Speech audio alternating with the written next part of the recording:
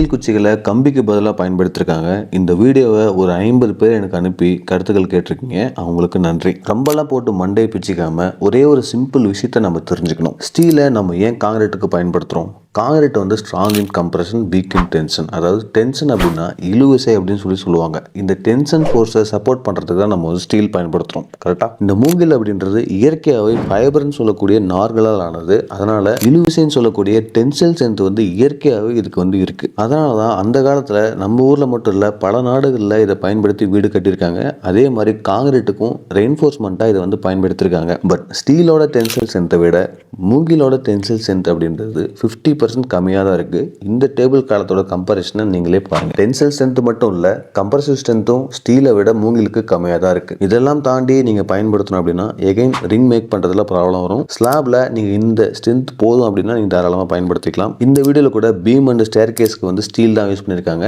அப்புறம் இந்த மூங்கில் யூஸ் பண்ணுறதுனால இந்த டிஃபாரஸ்டேஷன் கேட்டகரியில் இது வருமானு சொல்லிட்டு கேட்டிங்கன்னா இது வராது. இது வந்து ஒரு செடி வகை தான். நம்ம வளர்த்தி இது வந்து யூஸ் பண்ணிக்கலாம் ஸ்டீலுக்கு மாற்றா. பட் இதில் ஸ்டீல் மாதிரி எல்லா மூங்கிலும் ஒரே ஸ்ட்ரென்த்தில் இருக்குமா அப்படின்றது மிகப்பெரிய டவுட் தான். இன்னைக்கு தேதிக்கு ஸ்டீலுக்கு மாற்றா பல பொருட்கள் வந்திருந்தாலும் ஸ்டீலோட முழுமையான மாற்றா எந்த பொருளும் இது வரைக்கும் வரல. அப்படியே வந்தாலும் அது ரொம்ப காலத்துக்கு நினைச்சதும் கிடையாது. ஃபியூச்சரில் வரலான்னு பார்க்கலாம். ஸோ ஃபைனலாக நான் சொன்ன எல்லா பாயிண்ட்ஸும் சேர்த்து நீங்களே ஒரு கன்க்ளூஷனுக்கு வந்திருப்பீங்க. கண்டிப்பாக அது கமெண்ட்டில் சொல்லுங்கள். மீண்டும் சந்திக்கலாம்.